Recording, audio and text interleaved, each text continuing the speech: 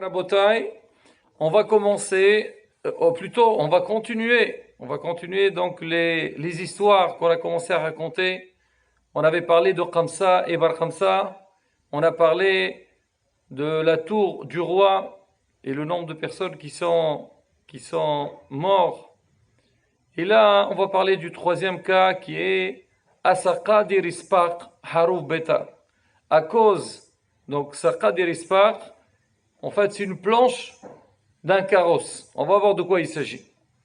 Alors, la Gemara, elle dit Dahaouni higi ki hawa mityale di nuqa shatli arza, i nuqta shatli turnita. Wichi hawa min sevi, qaisi lihu, wi avdi ginana. Donc, dans cette ville-là, ils avaient l'habitude, quand il y a un garçon qui est né, on plantait un arbre de cèdre. Et quand une fille est née, donc on plantait un autre arbre, toujours de la même espèce. Et on laissait pousser. Et le jour qu'ils arrivent à l'âge du mariage, alors on les marie ensemble, et on sait très bien, quand on célèbre un mariage, on fait ce qu'on appelle une choupa. Et cette choupa-là, on la construisait avec, donc on coupait ces deux arbres-là, on faisait des planches. Avec ça, on faisait une très belle choupa. Donc c'était le minhag, c'était le coutume de cette ville. À la Gemara, on dit, il y avait une fois, un jour, la fille de l'empereur, elle était de passage, et Itbar Saqa Derispar. Elle avait certainement un carrosse d'occasion. En tous les cas, donc la planche de son carrosse, il s'est cassé. Alors ils avaient besoin d'une planche. Ils ont coupé, c'était pas un jour de mariage, mais plutôt ils étaient de passage, ils ont vu un beau arbre. Alors ils ont coupé donc un arbre de cèdre pour faire la planche du carrosse de la princesse. Alors pareil, quand les Juifs ils ont vu ça, alors ils sont montés, ils ont attaqué donc les soldats qui étaient avec cette princesse. Et ils leur ont fait beaucoup de reproches. Ça les dérangeait beaucoup. Encore une fois, pour eux, c'était comme on disait un mauvais siman. Donc on a planté cet arbre-là, il était réservé pour la choupa. Maintenant il était coupé, comme si hasbi shalom, il y a quelque chose de mal qui va se produire derrière. Alors ces soldats-là, quand ils ont vu ce qu'on leur a fait, Ato Amro les sont partis chez l'empereur et ils lui ont dit Mardobach Yehudaï. Pareil. Il suffit que les Juifs y fassent une bêtise pour qu'on leur tombe dessus. Alors qu'est-ce qu'il a fait? Ata alayhu. Alors il est venu, donc il les a attaqués. Alors sur ça, c'est marqué Gada' bahore'af kol qeren Israël. On apporte un pasour, un verset qui est marqué pareil, donc dans le Navi, et on dit ce Racha là, il est venu, il a attaqué leur Israël. On va voir un petit peu ce qui va se passer dans la suite. Amar Bezera, Amar Be'abba. Il a dit Rabbi Zera au nom de Rabbi Abba. Amar Rabbi Hanan. Ils ont rapporté la parole de Rabbi Hanan. Elu shmonim elef qarne milhama shenichnesu likrach betar bish'a shelechaduha ויהרגו בה אנשים ונשים וטף עד שהלך דמן ונפל לים הגדול. Il dit quand le Navi, quand le prophète il a dit cette phrase Gada' bahore'av kol qeren Israël, à quoi il faisait allusion? Il faisait au Shmonim elef Qarri Mehama, 80 000 donc guerriers qui sont entrés sur la ville de Bétar. Et donc cette histoire qu'on vient de voir, elle s'est passée à Bétar au moment qu'ils l'ont attaqué, qu'ils l'ont exterminé. Et ils ont tué des hommes, des femmes, des enfants, jusqu'à que leur sang, jusqu'à qu'il est arrivé à la mer. Alors maintenant, la Gemara dit, Shematomar Kruvahaita. Tu dis, bon, écoute, peut-être cette ville de Bétar, elle était juste à côté de la mer, et c'est normal, on a tué beaucoup de personnes, et le sang, il a coulé jusqu'à là-bas. La Gemara, elle dit pas du tout. Rehoka Haitamil, elle était loin, la mer, elle était loin 1 kilomètre de la ville de Bétar. Tania, il y a une vareta qui dit, Rabbi al-Izra Gadol Omer, שני נחלים יש בבקעת ידיים, אחד מושך אלך ואחד מושך אלך, ושערו חכמים שני חלקים מים ou Haddam. Il disait que là-bas, il y avait deux grands fleuves, et on a vu que suite à ce massacre, il y avait deux parts d'eau, une part de sang, pour dire combien de personnes y sont mortes suite à cet événement-là. Bimatnita Tana, la Gemara, elle rapporte qu'il y avait une matnita, comme une barita qui dit, Sheva Shanim Basru Umot Aolam Itkarmehem Iddamam Shel Israël Belo Zevel.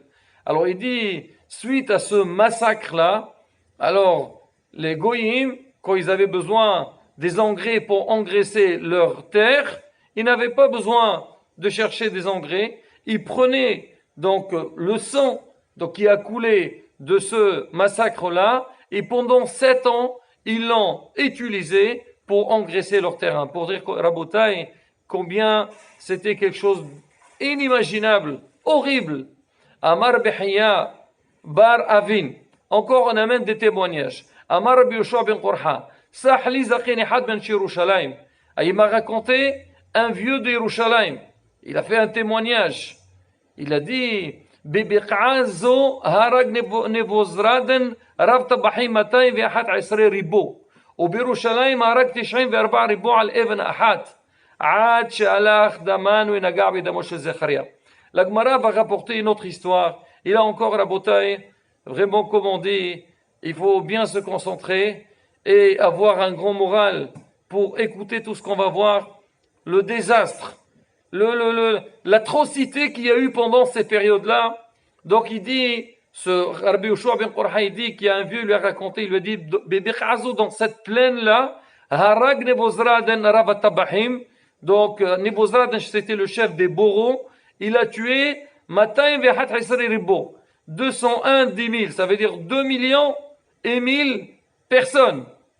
Au Birushalayim, et dans Yerushalayim, Harag Tishayim Ve'arba Ribo, il a tué 940 000 personnes sur une seule pierre. Jusqu'à que leur sang, il a coulé, il a touché le sang de Zechariah. On va parler, donc, c'était qui Zechariah? Les Chayim Mashneemar, pour accomplir, pour dire à la beauté que quoi? C'est vrai qu'on entend ça, ça fait vraiment très mal au cœur. On a à peine si on a la force d'écouter tout ça, mais pour dire que le Navi, le prophète, il a prophétisé ça au peuple d'Israël. Il leur a dit, vous êtes arrivé à un niveau dans lequel Hachem, il est très énervé sur vous, et faites attention, il va y avoir des xérotes, il va y avoir des malheurs qui seront atroces. Il faut faire teshuva, mais malheureusement, c'était une période dans laquelle le peuple n'a pas compris ce message, et il y a eu ce qu'il est. Alors maintenant, il dit, voilà tout ce qu'on est en train de dire, ça a été déjà averti par le Navi, le passouk, il dit, Widamim bidamim naga'u. Des sangs, avec d'autres sangs, ils se sont touchés. Ça veut dire le sang de toutes ces personnes qui ont été tuées avec le sang de Zechariah. Alors maintenant, on va voir l'histoire Rabotai. C'est pas encore fini. Alors, Nebozradan, lui, il est entré sur Yerushalayim. Ashkahain le damé de Zechariah de Hawaqa Mirtah Wisaliq. Alors, quand il est arrivé dans le Beth Amikdash, il a vu que le sang de Zechariah, il était en train de bouillir. Amar Leho, Maïhaï, ça l'a étonné de voir du sang comme ça. C'est quoi cette histoire? Il bouillait, on dirait qu'il était en train il était sur le feu. Amroulé, Dam Zevahim Dishtapour. Il a dit, tu sais, on fait beaucoup de korbanot, on fait des sacrifices, et c'est le sang des sacrifices qu'on a, que vous êtes en train de voir. Aïté damé, ou il a idmi. Il leur a dit, attendez, j'ai envie de faire une petite expérience, une évaluation. Il a tué des bêtes, il a mis leur sang à côté du sang qu'il est en train de voir, il a vu que c'était pas du tout la même couleur, c'est pas la même espèce.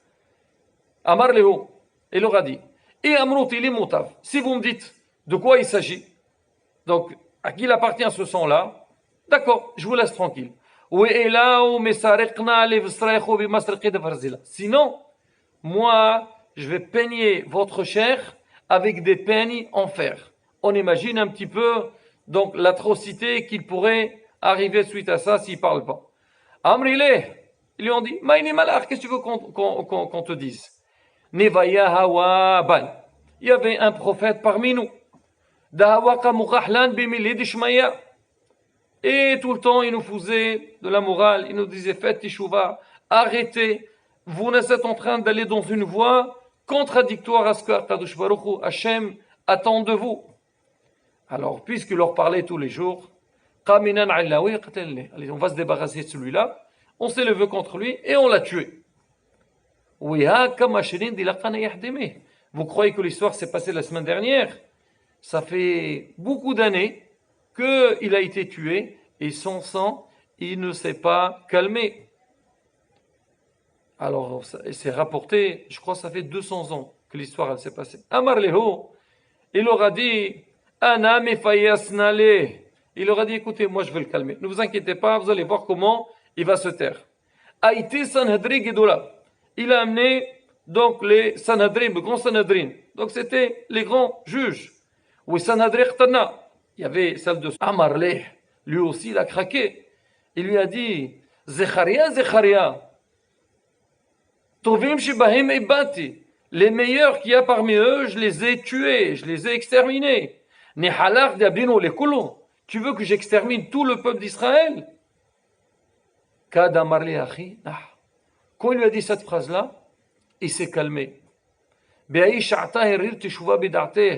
Alors sur le champ, il a commencé à avoir des problèmes de conscience. Il a dit, Amar,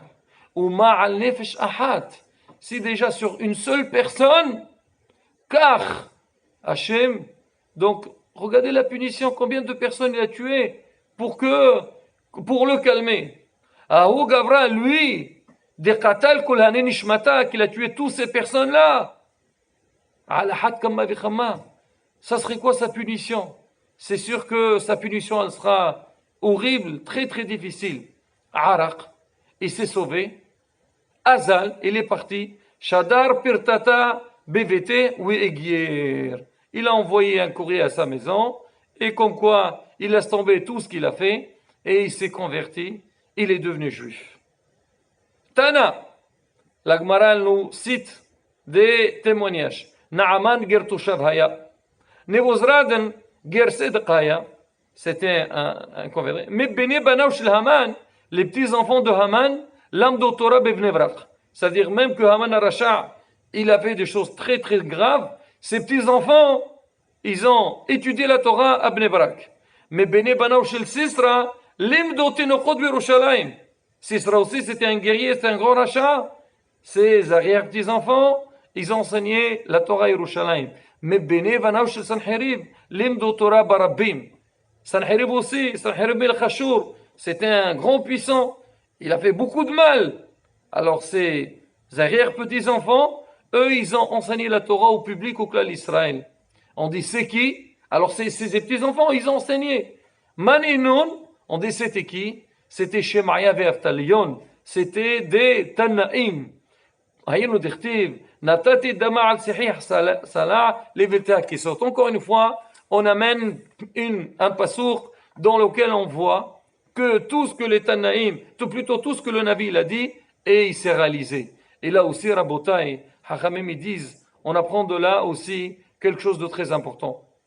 C'est quand quelqu'un il fait teshuva, quelqu'un il revient vers la voie, comment Kadosh Baruch il est prêt à le pardonner, et c'est pas seulement ça, et que derrière lui, suite à lui, il pourrait avoir des choses qui sont très importantes, telles que ces Rishaïm-là, ils ont fait des choses atroces, et malgré tout, ils ont mérité que leurs arrière-petits-enfants, ils étaient dans la Torah, et que eux-mêmes ils ont enseigné la Torah. Là, encore une fois, Rabotai, encore des anecdotes sur la destruction du temple, pour qu'on comprenne, Rabotai, que la destruction du temple, c'était pas quelque chose de simple, c'est pas quelque chose de facile. Et surtout, Rabotai, pour dire que combien le peuple d'Israël, il a souffert dans cet endroit-là, dans Yerushalayim, et que combien on doit prier pour que Hashem, il nous le ramène, Be'ezrat Hashem, B'mhera B'yameno, Amen, Ken Yehera.